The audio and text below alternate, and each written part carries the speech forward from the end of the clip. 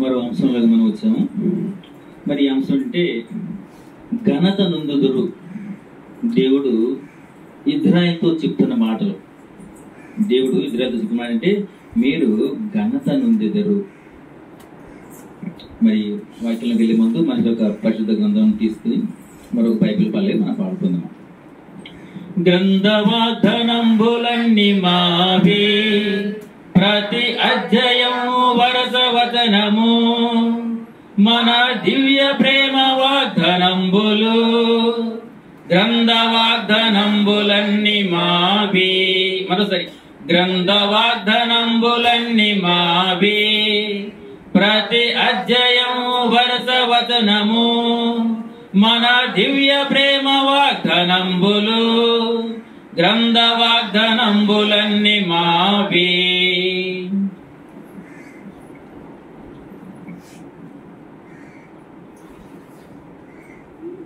యెషయా గ్రంథం 61వ అధ్యాయము. యెషయా 61వ అధ్యాయము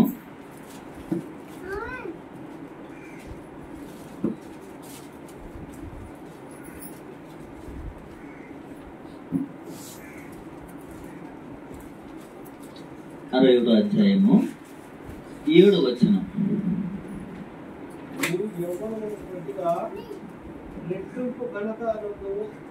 నీ కొరకు 7వ వచనం కదా, 61:7 61:7 మీ అవమానమునకు ప్రతిగా రెట్టింపు ఘనత నొందుదురు. నిందకు ప్రతిగా తాము పొందిన భాగము అనుభవించి వారు సంతోషింతురు. వారు తమ దేశములో రెట్టింపు భాగమునకు కర్తలగుదురు. నిత్యానందం వారికి కలుగును. సహాయం కొరకు చిన్న ప్రార్థన. ప్రేమ నమ్మకంగల ప్రియ పరలోకపు తండ్రి, మీ ఘనమైన బహుశ్రేష్టమైన నామమును బట్టి స్తుతించి ఆరాధించి ప్రార్థిస్తున్నాను ప్రభా. ఆరాధన అంతట్లో సహాయపడుతూ వచ్చారు, వందనాలు ప్రభా.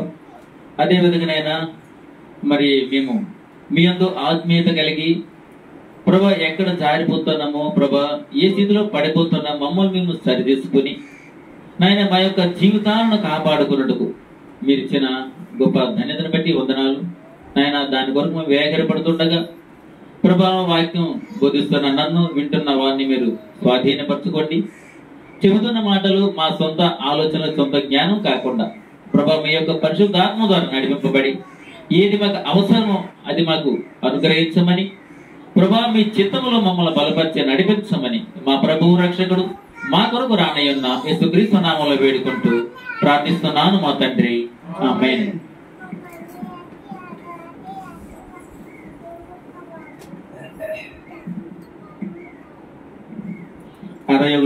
యెషయా 61:7 వచనం ఏమనుంది? మీ యవ్వనమునకు ప్రతిగా రెట్టింపు ఘనత నొందుదురు. క్షమించాలి, మీ యవమానమునకు ప్రతిగా రెట్టింపు ఘనత నొందుదురు.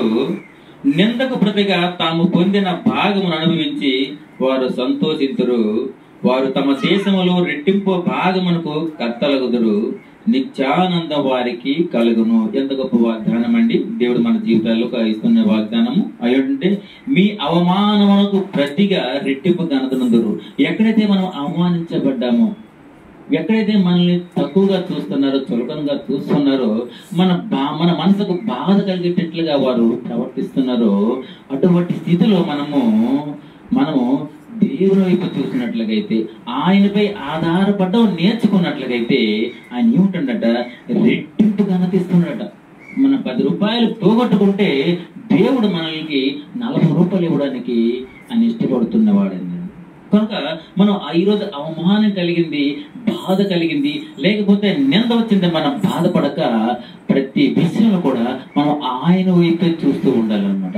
ఆయన ఏది మన కొరకు సిద్ధపరిచాడు, ఆయన యొక్క ఉద్దేశం మన జీవితంలో ఏది నెరవేరాలని ఆయన కోరుకుంటున్నాడో దాని కొరికే మనము వేగరపడేటట్టుగా ఉండాలి. ఆయన ఏమంటారంటే, మీరు ఒకరిపై మీరు అంటే దాన్ని ఏమంటారంటే రివెంజ్ అంటారు అనమాట. మీరు చేయకండి అంటే దానిని సరిచేసేవాడిగా, అంటే మిమ్మల్ని ఏ విధంగా ఏ స్థితిలో ఉంచాలో నాకు తెలుసు కాబట్టి మీరు నమ్మకంగా నా పట్ల ఉండండి, నా కార్యాల విషయమే మీరు శ్రద్ధ కలిగి ఉండండి, దేవుడు మాతో చెప్తూ వస్తున్నాడు. కాబట్టి మనం ఏం చేయాలంటే దేవుని యొక్క చిత్తాన్ని మనం అనుసరిస్తూ ఉండాలి తప్ప కానీ మనము లోకంలో జరిగే తీరుగా మాటకు మాట దెబ్బకు దెబ్బ ఇలా చేయటము దేవుడికి ఎంత మాత్రము ఇష్టం. ఆయన ఏమంటుంటే నువ్వు ఎక్కడైతే అవమానం పొందావో, నీకు ఎక్కడైతే బాధ కలిగిందో, ఎక్కడైతే సిగ్గుగా నువ్వు భావించావో అటువంటి పరిస్థితుల్లో నీకు రెట్టింపును నీకు ఘనతనిస్తానని దేవుడు నీకు యెషయా గ్రంథంలో మనకి మనతో మాట్లాడుతున్న విషయం అన్నమాట. అంతేకాదు కానీ నిందకు ప్రతిగా తాము పొందిన భాగమును అనుభవించే వారు సంతోషింతురు, వారు తమ దేశంలో రెట్టింపు భాగమును కర్తలు మనమే కారణమవుతామట, నిత్యానందం మనకి కలుగుతుందని దేవుడు చెప్తూ వస్తున్నాడు. అయితే ఈ మాటలు మన బైబిల్ గ్రంథం చూసుకుంటే ఎక్కడ ఏ సందర్భంలో అంటే ఇశ్రాయేలు ప్రజలను ఉద్దేశించి దేవుడు చెబుతున్న మాటలు అన్నమాట. అంటే వారు శ్రమలో ఉన్నప్పుడు, అవమానంతో ఉన్నప్పుడు, బాధలో ఉన్నప్పుడు దేవుడు వారికి ఆదరిస్తూ వారు చెప్తున్న మాటలు ఏమనంటే మీ అవమానముకు బదులుగా మీకు రెట్టింపు ఘనతనిస్తానని దేవుడు చెప్తున్న మాటలు. అయితే దేవుడు మనకు రెట్టింపు ఘనత కలుగు చేయాలంటే, దేవుడు మనకి రెట్టింపు కలుగు చేయాలంటే మనం ఏం చేయాలంటే ఆయన పట్ల నమ్మకంగా మనము ఉండేవారికి ఉండాలి. మొదట చూసుకుందామా, మనము వినయం కలిగి ఉండాలి. మొదటిది దేవుడు మనకి రెట్టింపు ఘనత ఇవ్వాలంటే ఏం చేయాలంటే మనమట వినయం కలిగి ఉండాలి. చూడండి కీర్తన 142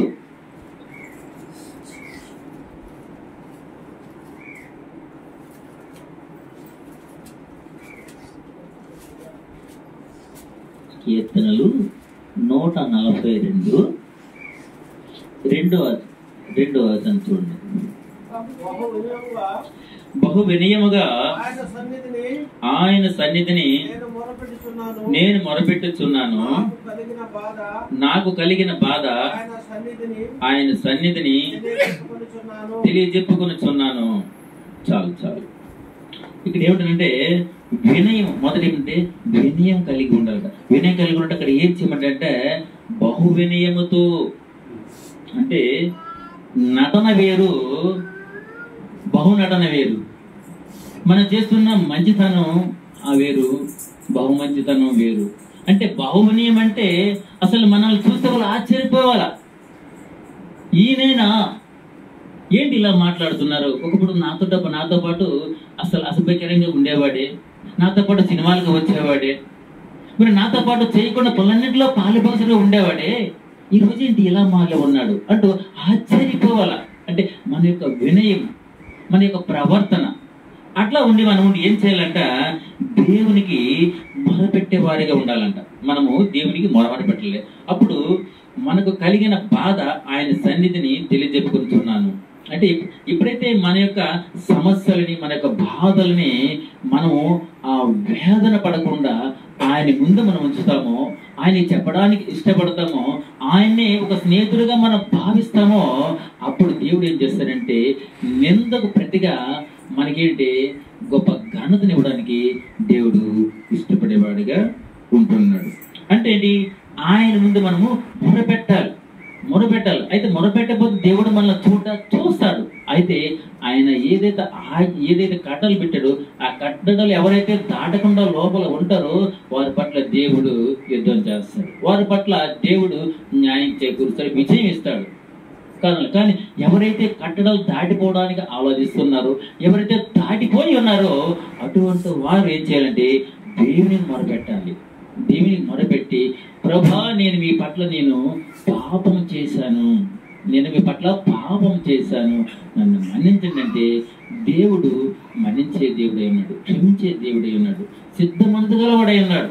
కాబట్టి మనం మొదట వినయం కలిగి ఉండాలి.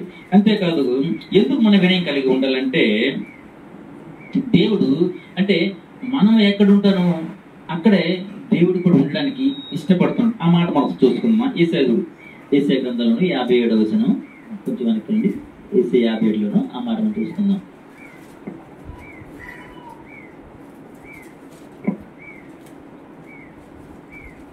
యెషయా 57:15 వచనం.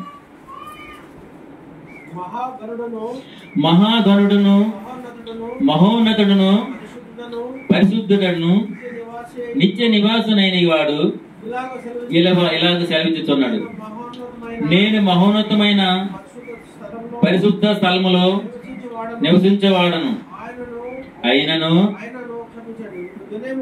వినియమ గల వారి ప్రాణమును ఉజ్జీవింపచేయుటకు, నలిగిన వారి ప్రాణమును ఉజ్జీవింపచేయుటకు, వినియమ గల వారి యొద్దను దీన మనసు గల వారి యొద్దను. అది అన్నమాట. ఆయన ఎక్కడుంటారంటే, ఎవరైతే ఎందుకు మన మధ్య మనం అంటే వినయం కలిగి ఉండాలా, వినయం కలిగి దేవుని మొరపెట్టాలని. ఎందుకయ్యా మనం వినయం కలిగి ఉండాలంటే, ఆయన చివరిలో చెప్తున్న మాట ఏమిటంటే, వినయము గల వారి యొద్దకు దీన మనసు గల వారి వద్ద, అంటే వినయము గల వారి యొద్దను దీన మనసు గల వారి యొద్దను నివసించుచున్నాను. ఎవరైతే ఆయన పట్ల విధేయత కలిగి వినయంతో ఉంటారో వారితోటి దేవుడు దీవించడానికి ఇష్టపడేవాడు ఉన్నాడు. అంతకంటే భాగ్యం మనకి ఏం కావాలి చెప్పండి? ఈరోజు ₹1,00,00,000 ఒక పక్క ఉంది, దేవుడు మరో పక్క ఉన్నాడు. మనం ఆ ₹1,00,00,000 ఆశ్రయించినట్లయితే అది ఇప్పుడు పోతుందో మనకు తెలియదు. అది వ్యాధి మూలంగా పోవచ్చు, ఆర్థిక పరంగా పోవచ్చు, ఇంకో రంగా పోవచ్చు, దొంగిలించబడచ్చు. కానీ నిత్య నివాస అయిన దేవుడు మనతో ఉన్నాడంటే అంతకు మించిన భాగ్యం, అంతకు మించిన గొప్ప ఇంకేముంది మనకి? కాబట్టి ఇక్కడ ఏమిటంటే, ఎవరైతే వినయ మనస్సు గలవారై ఉంటారో వారితో వారిలో నేను ఉంటానని ఇక్కడ దేవుడు చెప్తూ వస్తున్నాడు యెషయా గ్రంథంలో. అంటే దీని అర్థం ఏంటి? మొదట మనం ఏంటంటే వినయం కలిగి ఉండాలా. మనం అవమానించబడ్డాము, బాధింపబడ్డాము, కానీ అందుకు రెట్టింపుగా ఆయన మనల్ని మనల్ని గణపరచుటకు, అభివృద్ధి పరచుటకు, ఆయన యొక్క ఘనతను మనకి ఇచ్చటకు ఆయన ఇష్టపడే దేవుడే ఉన్నాడు. కాబట్టి మనం మొదటి ఏంటంటే వినయం కలిగి ఉండాలి. రెండోది చూస్తున్నట్లయితే మనము దీర్ఘశాంతం కలిగి ఉండాలి. ఎలా ఉండాలంటే దీర్ఘశాంతం కలిగి ఉండాలి. చూడండి, కొలస్సీయులకు రాసిన పత్రిక మొదటి అధ్యాయము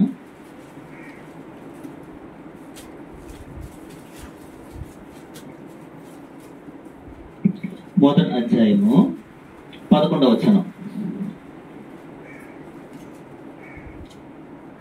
11 అంటే 9 నుండి చూడండి. 9, 10, 10. అందుచేత ఈ సంగతి వినిన నాటి నుండి మేమును మీ నిమిత్తం ప్రార్థన చేయటం మానక, మీరు సంపూర్ణ జ్ఞానమును ఆత్మ సంబంధమైన వివేకము గలవారును ఆయన చిత్తమును పూర్ణంగా గ్రహించిన వారునై ప్రతి సత్కార్యములో సఫలులగుచు దేవుని విషయమైన జ్ఞానమందు అభివృద్ధి పొందుచు అన్ని విషయములలో ప్రభువును సంతోషపెట్టినట్లు ఆయనకు తగినట్టుగా నడుచుకున్న వలననియు ఆనందముతో కూడిన పూర్ణమైన ఓర్పును దీర్ఘ శాంతమును కనబరుచున్నట్లు ఆయన మహిమా శక్తిని బట్టి సంపూర్ణ బలముతో బలపరచబడవలననియు తేజోవాసులైన పరిశుద్ధుల స్వాస్థ్యములో పాలివారమగుటకు మనలను పాత్రులుగా చేసిన తండ్రికి మీరు కృతజ్ఞతాస్తుతులు చెల్లింపవలననియు దేవుని బతిమాలుచున్నాము. ఎవరంటున్నారు? అపోస్తులైన పౌలు గారు కొలస్సీయులను ఉద్దేశించి చెబుతున్న మాటలు అన్నమాట. ఆయన ఏం చెప్తున్నారంటే, మీరు సంపూర్ణ జ్ఞానము ఆత్మ సంబంధమైన వివేకము గలవారై ఉండాలి. మనకు ఆ జ్ఞానం వివేకం కొదువు లేదు, చాలా ఉంది, కానీ అది దేవునికి విరుద్ధంగా ఉంది. మన సొంత ఆలోచనలు, మన సొంత పద్ధతులు, ఇంకా మన కుటుంబ సభ్యులను, లేకపోతే మన ఊర్లో వారిని, మనం మెప్పించుటకు వారి యొద్ద మనం మెప్పు పొందుటకు ఏం చేస్తామంటే మన యొక్క సొంత జ్ఞానాన్ని ప్రదర్శిస్తూ వస్తుంటాం.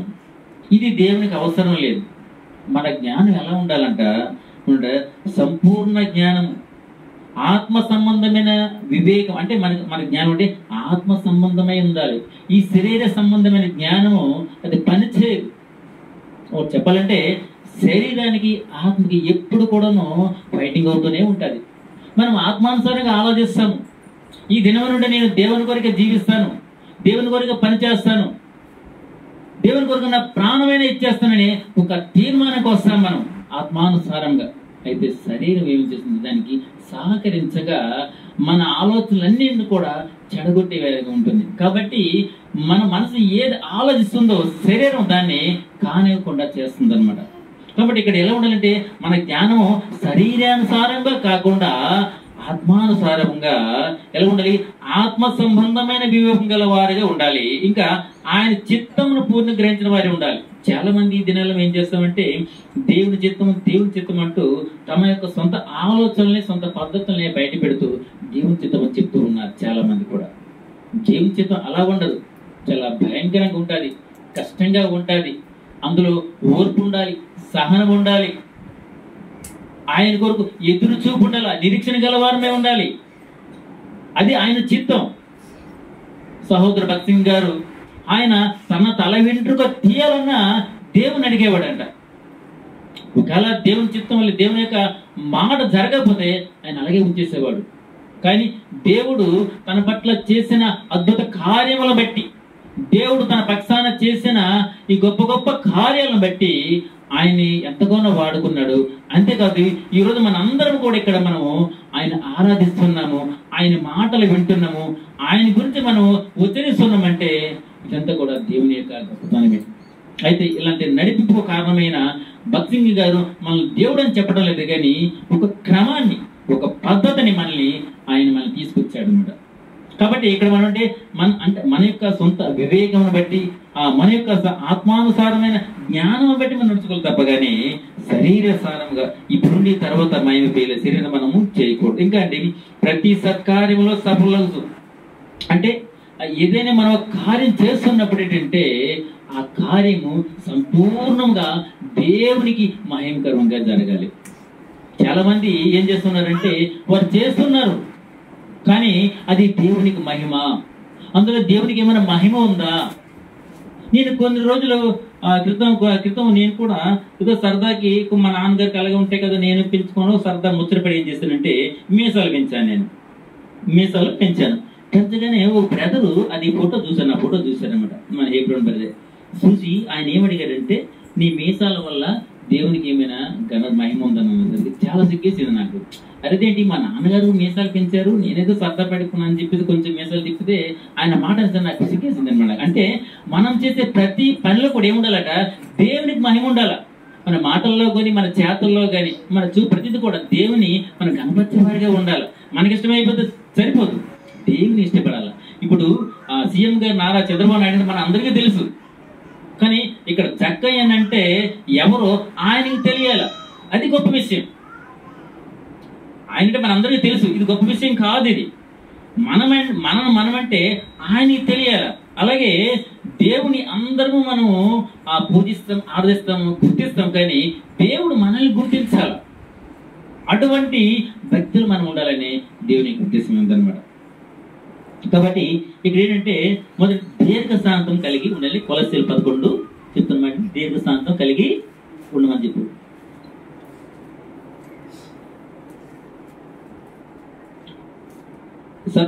అంటే ప్రతి సత్కార్యములను సఫలగుతూ దేవుని విషయమైన జ్ఞానమందు అభివృద్ధి పొందాలి. మన అభివృద్ధి ఎక్కడ ఉండాలంటే దేవుని విషయాల్లో మనం అభివృద్ధి పొందేవారిగా ఉండాలి. ఇంకా అన్ని విషయంలో కూడా ప్రభువును సంతోషపెట్టినట్లుగా ఆయన తగినట్టుగా నడుచుకోవాలి. అందము కూడా సంపూర్ణమైన ఓర్పును దీర్ఘశాంతమును కనబరిచినట్లుగా ఇది దేవుడు కోరుకున్నది అనమాట. అంటే మనకి ఏముండాలట, మొదటిగా ఏముండాలని చెప్పారు మనకి.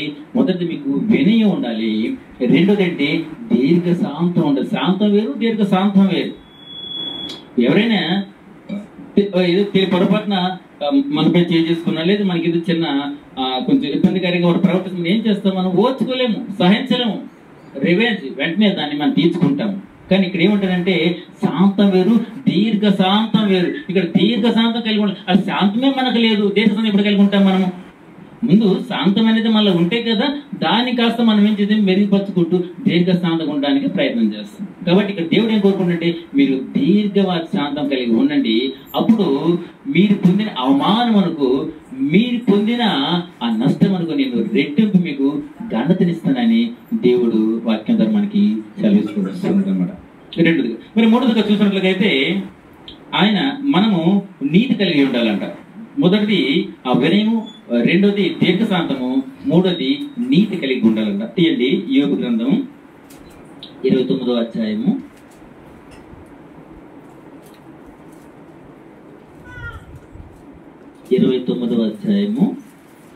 14వ వచనం.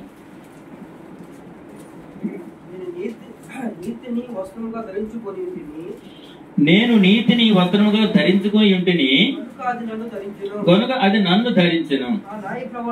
నా న్యాయ ప్రవర్తన నాకు వస్త్రమును పాగయు ఆయను. చాలు. ఇప్పుడు ఏమని అంటారు, ఇప్పుడు సాధారణంగా జనరల్గా ఏమంటారంటే నువ్వు ఏది చేస్తే అదే, నువ్వు మంచివాడవైతే నీకు మంచి జరుగుతుంది, నువ్వు చెడ్డవాడవైతే చెడు జరుగుతుంది అనేసి ఈ సామెత లోకంలో ఉంది. అంటే దాన్ని బట్టి అర్థం ఏంటంటే మన మంచి వాళ్ళమైతే మన మంచి జరుగుతుందని, మన చెడ్డ వాళ్ళమైతే చెడ్డ జరుగుతుంది. అంటే ఎప్పుడైతే చాలా మంది అంటారంటే ఎందుకు దానికి జరగదు, జరుగుతుంది, ఎందుకంటే నీ మంచితనం నేను కాపాడుతుంది, నువ్వు ఎలాంటి వాడు దేవుడికి తెలియదా, కాబట్టి నువ్వు దేవుని దృష్టిలోను ఈ మనుషులందరి దృష్టిలో నువ్వు మంచివాడుగా ఉన్నావు, కాబట్టి దేవుడు నీ పట్ల మంచి కార్యములు చేస్తున్నట్టు లోకములు మనం పొగడ్డం మనం చూస్తూ ఉంటాము. కానీ ఇక్కడ కూడా అదే మాట చెప్తున్నాడు అనమాట. అంటే నేను నీతిని వస్త్రముగా ధరించుకుని ఇంటిని గనుక అది నన్ను ధరించాను. అంటే ఎప్పుడైతే మనము నీతిని కలిగి ఉంటామో ఆ నీతి కూడా మనతో ఉండటానికి ఇష్టపడుతూ ఉంటుంది అన్నమాట. నీతి అనే వస్త్రం, మనం వేసుకున్న వస్త్రాలు వేరు, కానీ ఈ వస్త్రాల్లో ఏముండాలంట, నీతి ఉండాల, పరిశుభ్రత ఉండాల, ఆయన గణపరచవాదిగా ఉండాల. ఆయన్ని ఎలా ఉండాలంటే దేవుడిగా గుర్తించేటట్లుగా ఉండాలి. మన యొక్క వస్త్రాలు, మన వస్త్రాలు ఎలా ఉండాలంటే దేవుని గణపరిచేటట్లుగా ఉండాలి. అంటే నీతి వస్త్రాలు. ఈ లోకంలో మనం చూస్తున్నట్లయితే అంజలి విడిచిపెట్టేది, కానీ దేవుని ఎరిగిన వారు, క్రైస్తవులు అనబడిన వారు చాలా భయంకరమైన దుస్తులు వేస్తూ దేవుని అవమానపరిచే వారిగా ఉంటుండడం నేను చాలా చూస్తున్నాను. ఇప్పుడు కూడాను ఒక స్త్రీని చూసినప్పుడు అక్కను చూసినట్టుగా, అమ్మను చూసినట్టుగా అనిపించేలాగా మన వస్త్రధారణ ఉండాలి. అంతే తప్పగాని మనల్ని చూసి దేవుడు బాధపడేటట్లుగా మన వస్త్రాలు ఉండకూడదు. మరి అలాంటిది అసలు ఆయన ఏమంటానంటే నీతి అనే దాన్ని వస్త్రంగా మీరు ధరించండి అన్నాడు. అసలు మనకు మొదట వస్త్రాలు సరిగ్గా వేసుకోవడమే మనకు చేత కాదు. మగవాళ్ళు అయితే చిరిగిపోయిన ప్యాంట్, అదో ఫ్యాషన్ అంటే చిరిగిపోయిన ప్యాంట్లు. ఈరోజు నిన్న వర్షం పడుతుంది, ప్రయాణంలో ఉన్నాము, సిస్టర్ని తీసుకుని వెళ్తున్నప్పుడు సరే అక్కడ ఏదో సర్దుకుందామని చెప్పేసి నేను కావాల్సి అక్కడికి 2 అబ్బాయిలు ఉన్నారు. అందులో ఒక అబ్బాయిని చూస్తే ఆ అబ్బాయి తలలేదు, అదొక పిచ్చికలు కూడులాగా పెద్ద పట్టు, అది కూడా దువ్వుని పెట్టినా దూరదు కూడా, అంత జుట్టు పెంచున్నాడు అనమాట. అది కూడా చెయ్యి పెట్టిన దూరదు అలాగుంది. ఆ జుట్టును చెట్టును శ్రీపతి మన దగ్గర తీసుకెళ్ళాను అనమాట. తీసుకెళ్ళి నువ్వు ఇలా జుట్టు చూడు, నేను సర్దుకుంటానని చెప్తాను. అంటే అంత భయంకరంగా ఉంటున్నారు ప్రజలు. ఇది ఫ్యాషన్లా, దేవునికి ఏమైనా ఇష్టమా? అది ఇవన్నీ దేవుని ఎరిగిన వారే చేస్తున్నారంటే దేవుని ఎరిగిన వారు కూడా చేస్తున్నారు. వారికి వేసుకున్న దుస్తులు కానీ, వారి యొక్క హెయిర్ స్టైల్ కానీ, ఇవన్నీ కూడాను దేవుని అవమానపరిచే వారికి ఉంటుంది. ముందు ఆయన ఏమంటాడు, మీ యొక్క అంటే నీతి అనే దాన్ని మీరు వస్త్రాలుగా వేసుకోమంటాడు. మొదట మనకు వస్త్రాలు వేసుకోవడమే చేత కావటం లేదే, మరి నీతి అనే వస్త్రం ఎలా ధరించుకుంటాం మనం? ముందు మనకు శాంతం ఉంటే కదా దీర్ఘ శాంతాన్ని మనం కాపాడుకోగలము. శాంతమే మనకు తెలియదు, ఒక మాట అంటే పడము. అంటే మనం చెడ్డవాళ్ళమైంది కూడా, ఎగ్జాంపుల్ నేను పాపం చేస్తున్నా సరే ఎదురువాడు పాపం చేస్తే నేను ఓర్చుకోలేను. అరే ఆయన అందం ఏంటి, ముందు నా స్థితి ఎలా ఉంది అది మనం చూడాలి.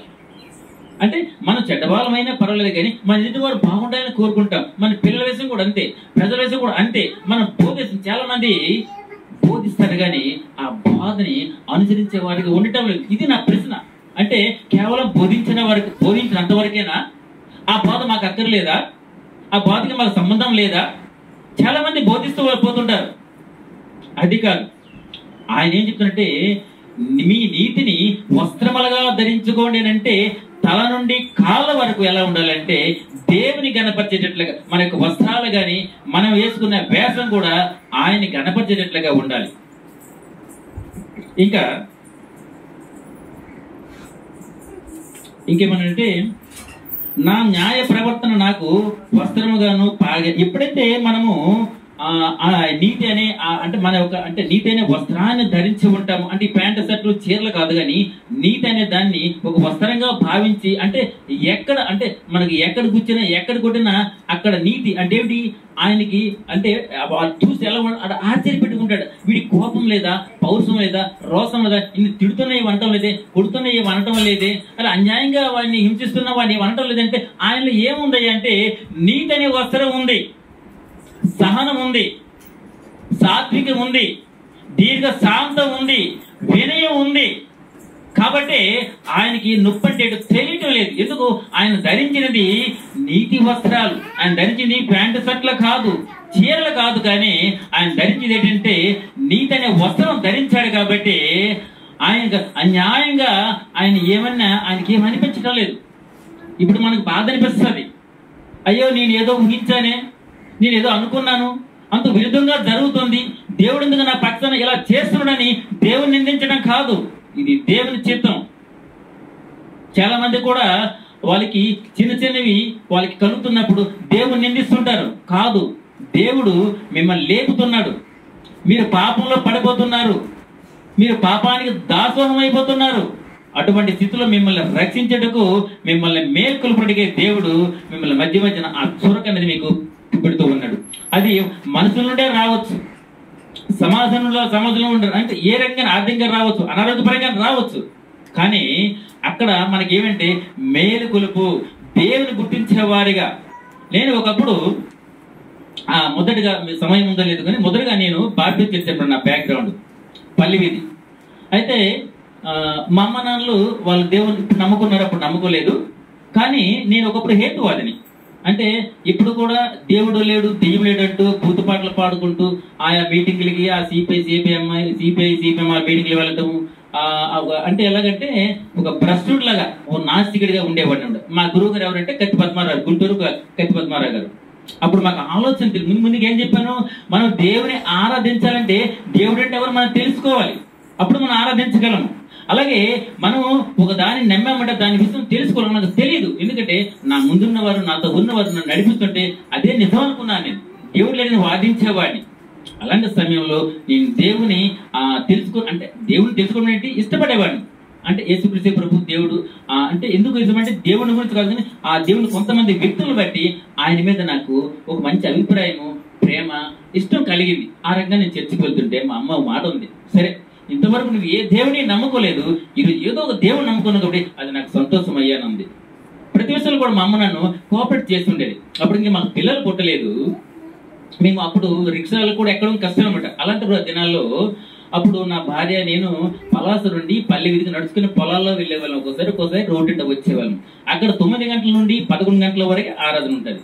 ఉదయం 9 నుండి 11 వరకు ఉంటుంది అనమాట. మేము బయలుదేరేపటికి 10-10:30 అయిపోయింది అనమాట.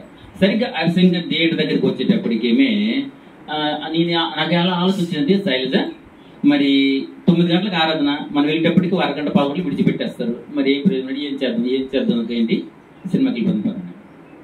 అలాగా ఇదే బైబిల్ పట్టుకొని నా భార్య నేను ఆ అర్సింగ థియేటర్లోకి వెళ్ళిపోయాం అనమాట. సినిమా అయిపోయిన తర్వాత 2 గంటలకు ఇంటికి వెళ్ళాము. మా అమ్మ ఏమనుకుంటుంది, చర్చికి వెళ్ళారు కదా అని చెప్పేసి మీ ఇంటికి వెళ్ళగానే సకల మర్యాదలు చేసి ఉండేది మా కోసం అనమాట.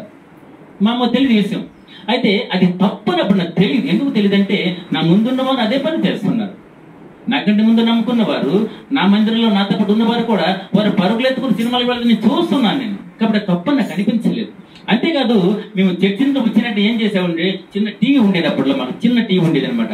ఆ టీవీ ఆన్ చేసుకుని ఆ టీవీ ముందు నేను నా భార్య పిల్లలు కూర్చొని ఆ టీవీ ఆన్ చేసుకుని చూసుకుంటూ అందులో వేసేవాళ్ళము. అన్ని కూడా దేవునికి విరుద్ధమైన ఆ కార్యక్రమాలు వేసుకుని అది చూసుకుని నవ్వుకుంటూ పగలపడుతూ సంతోషపడుతూ పూజ. అంటే భక్తి అంటే యేసుక్రీస్తు వచ్చినప్పుడు అంటే మనం ఏదో క్రైస్తవులు కదా వెళ్ళి వచ్చేస్తాం అంతేకాని దాన్ని అసలు క్రైస్తవుడు అంటే ఏమిటి ఎలా ఉండాలన్నప్పుడు నాకు తెలియదు కాబట్టి ఆ విధంగా నేను జీవిస్తూ వచ్చాను అనమాట. కానీ యేసుక్రీస్తు ప్రభు నిజమైన దేవుడు అనే సత్యాన్ని తెలుసుకోవడం చాలా కష్టం. అది దేవుడు వారిని వాడుకుంటాడు. ఎలా వాడుకుంటాడు అంటే, నేను హెబ్రోను పరిచయం అయిన తర్వాత నేను ఆ బ్రదర్ జోసఫ్ గారి చేసి వెళ్తున్నప్పుడు నేను బయట ఆటోలో పడుకుంటుంటే, మా పిల్లలు ఇష్టపడే వాళ్ళు కాదు, నేను బయట పడుకుంటే నా భార్య వచ్చి, ఏమండి అందరూ మందిరంలో ఉంటే మీరేంటంటే ఆటోలో ఉంటున్నారంటే, శైలజ నాకు ఆ వాక్యం అర్థం కావా, ఏం చెప్తా నాకు అర్థం కావట్లేదు, నేను లోపలికి వచ్చి ఏం చేస్తాను అంటూ విసిగిపోయేవాడు అనమాట. అంతేకాదు ఎవరు నాకు ఫోన్ చేస్తారా, ఆటో పట్టుకుని బయటకు వెళ్ళిపోతామా అని చూసేవాడు. అంటే మన ధ్యాస అంతా, ఎందుకంటే ఇక్కడ సరైన ఆహారం, ఇప్పుడు మన ఇంట్లో మంచి భోజనం దొరికితే బయట తింటామండి, మనం తినాం కదా. ఇంట్లో మనకి ఏమైనా కూర లేకపోతే బయటకు వెళ్ళి కూర తెచ్చుకోండి, అలా ఉండేది నా పరిస్థితి అనమాట. అలాంటి వాడిని కొన్ని దినాలైన తర్వాత మేము మందిరంగా మీలాగా ఏర్పడిన తర్వాత ఇలా వాక్య ప్రచారం కోసం ఇలాగా నా తల్లి ఇంకా చాలా మందిని మేము ఆ క్షణంలో ఎంతో ఛాన్స్, అదేంటి మాకు చేత కాదు, ఇలా బయటపడిపోయాము ఏంటి దేవుడు ఆయన అంటే, కొంతమంది దైవజనులు మాకు ధైర్యం చెప్పేవాళ్ళు అనమాట. బ్రదర్ మీరు బాధపడకండి, దేవుడు మిమ్మల్ని వాడుకుంటాడు చాలా మంది ధైర్యం చెప్పేవాళ్ళు అనమాట. అలాంటి పరిస్థితులు దేవుడు మా పక్షాన యుద్ధం చేస్తున్నాడని ఇప్పటికి మీ ముందు నేను చెప్తూ వస్తున్నాను, చెప్తున్నాను అనమాట. అంటే ఏమి చేతగాని మనల్ని, లేకపోతే ఎక్కడైతే మనం అవమానపడ్డామో, ఎక్కడైతే బాధింపబడ్డామో, ఎక్కడైతే నష్టపోయామో అటువంటి పరిస్థితుల్లో దేవుడు మనల్ని రెట్టింపుగా మనల్ని ఆయన ఘనతనివ్వడానికి ఇష్టపడేవాడిగా ఉన్నాడు. ఒకప్పుడైతే మనము దేవుని ఎరగని స్థితిలో మనము భయంకరంగా జీవించామేమో, ఇప్పుడు దేవుని ఎరిగిన మనము ఆయన కొరకు మనం పనిచేస్తూ ఆయనని కనపరిచే వారిగా ఉండాలి. అంటే ఆయన యొక్క స్వభావం ఉంటే సరిపోదు, కానీ ఆయన యొక్క క్రియలు మన జీవితంలో జరగరు. అప్పుడే అనేకులు ఆయన ఎదుగా రావడానికి ఇష్టపడతారన్నమాట. ముందు చెప్పాను కదా, మనము ఒకప్పుడు ఎవరితో అయితే సినిమాలు చేస్తామో, లేదంటే అసభ్య కార్యకలాపాలు చేసామో, నడిపించామో, అటువంటి వారిని మనల్ని చూసి ఆశ్చర్యపోవాలి. ఈ రోజు ఎవరు కూడాను ఆదివారం ఋషి దొరకడు ఆయన చర్చిలో ఉంటాడు, ఆటో కానీ ఇక్కడ మరొక దొరకడు. ఒకవేళ నా కుటుంబ సభ్యుల్లో కానీ నా బంధువుల్లో కానీ ఆదివారం నాడు వాళ్ళు ఏదైనా కార్యం తలపెట్టుకుంటే నేను తప్పకుండా నా దేవుని ఆరాధిస్తాను. నాకు సమయం ఉంటే సాయంత్రం 6 గంటలకు 7 గంటలకు వెళ్ళి వాళ్ళని పరామర్శించవస్తాను. ఇది నా తీర్మానం కాదు, దేవుడు నాలో జరిగిస్తున్న కార్యం అన్నమాట. అటువంటి దృక్పథంతో అటువంటి ఆశ ఉన్నవాడిని దేవుడు దీవించాలని ఆశపడుతూ వస్తున్నాడు అనమాట. కాబట్టి మన వాక్యంలోకి వెళ్దామా? అంటే ఫస్ట్ ఆయన ఏం కోరుకుంటే, ఆయన మనల్ని అంటే ఎక్కడైతే మనం అవమానం పొందామో అక్కడ రెట్టింపుగా ఇస్తానంటున్నాడే, అది ఎలా ఇస్తాడే అంటే, మొదట మనం ఎలా ఉండాలంటే ఆయన పట్ల మనము వినయం కలిగే వారిగా ఉండాలి. అదేవిధంగా మనం దీర్ఘశాంతం కలిగే ఉండాలి. అదేవిధంగా నీతి కలిగి ఉండాలి అన్నమాట. నీతి కలిగి ఉండాలి అంటే నీతి అనే వస్త్రాన్ని మనము ధరించుకుండాలి. ఇంకా నీతిని బట్టి ప్రతిఫలం కూడా దేవుడు ఇస్తున్నాడు. అది చూడండి, కీర్తనల 18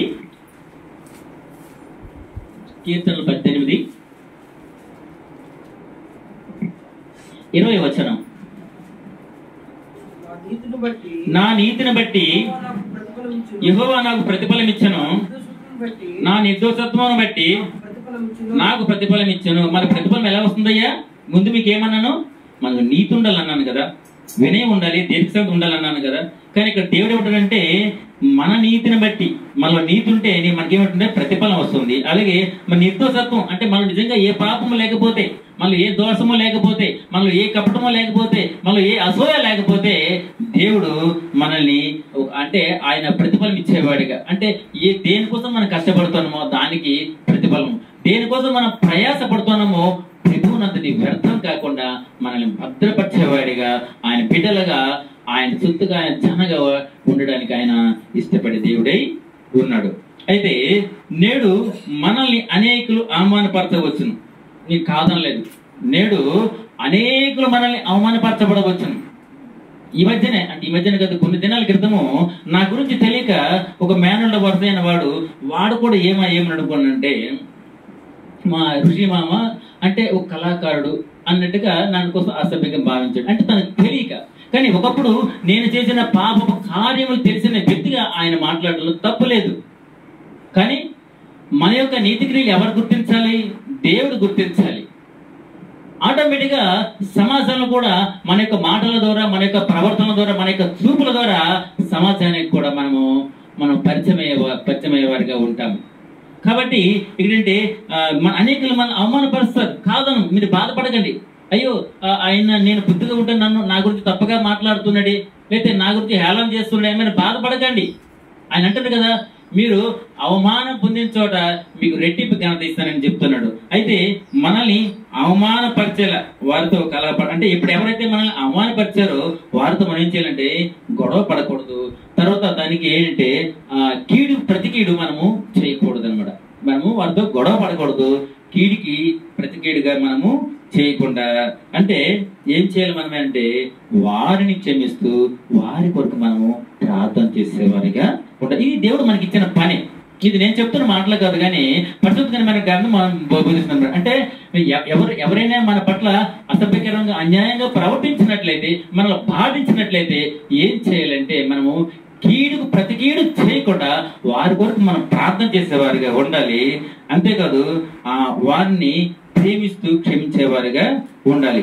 ఎందుకనంటే తగిన సమయం తప్పకుండా ఆయన ఎక్కడైతే మనం అవమానం పొందామో, ఎవరి దూరైతే మనం దూషింపబడ్డామో వారి ఎదుటే మనల్ని ఎలా చేస్తారంటే రెట్టింపు ఘనతనిచ్చి మనల్ని ఆదుకునేవాడిగా, మనల్ని కాచే దేవుడిగా ఆయన ఉన్నాడు. కాబట్టి ఇక్కడ మన యొక్క అంశం ఏంటంటే ఘనత ఉందుతాము అని అంటే ఘనత ఉంది. ఒకసారి మన తెలియసి 61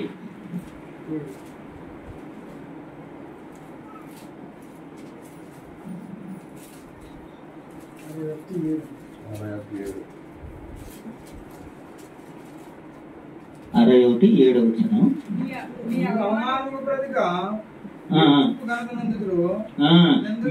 మీ అవమానమునకు ప్రతిగా రెట్టింప ఘనత నొందుదురు, నిందకు ప్రతిగా తాము పొందిన భాగమును అనుభవించి వారు సంతోషింతురు. కాబట్టి మనం అవమానపడ్డామని, బాధపడ్డామని, వెలివేయబడ్డామని మీరు ఎప్పుడు కూడా బాధపడకండి. మనల్ని వెలివేసేది ఎవరు? మనల్ని అవమానపరిచేది ఎవరు?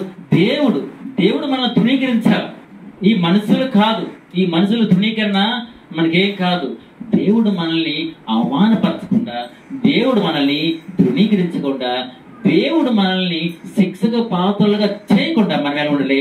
ఆయన పట్ల మనము వినయ విధేయత కలిగి ఉండాలా. ఆయన పట్ల మనం ఎలా ఉండాలంటే వినయము, దీర్ఘశాంతము మరియు నీతి కలిగి మనం ఉండాలి. ఎప్పుడైతే ఆయన కోరుకునే విధంగా మనం ఉంటామో ఆయన మనల్ని ఏం చేస్తాడంటే ఎక్కడైతే మనం అవమానం పొందామో అక్కడ రెట్టింపు కనిపించడానికి దేవుడు ఇష్టపడుతూ వస్తున్నాడు. దేవుడి వాక్యాన్ని దీవించును గాక. మనందరం ప్రార్థన చేసుకుందాం.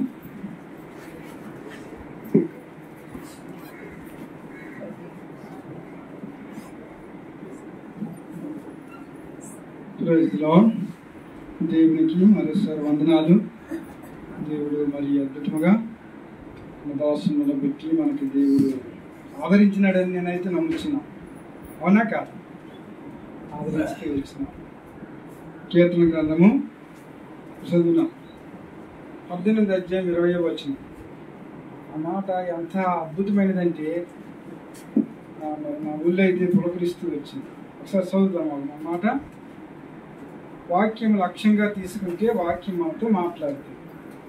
వాక్యం లక్ష్యంగా అంటే వాక్యం మనతో సంధిస్తుంది. నిర్లక్ష్యంగా చేస్తే వాక్యం మనకు అర్థం కాదు. దాంట్లో ఉన్న మాధుర్యం మన హృదయానికి అందదు. చూడండి 20. నా నీతిని బట్టి యెహోవా నాకు ప్రతిఫలమిచ్చాడు.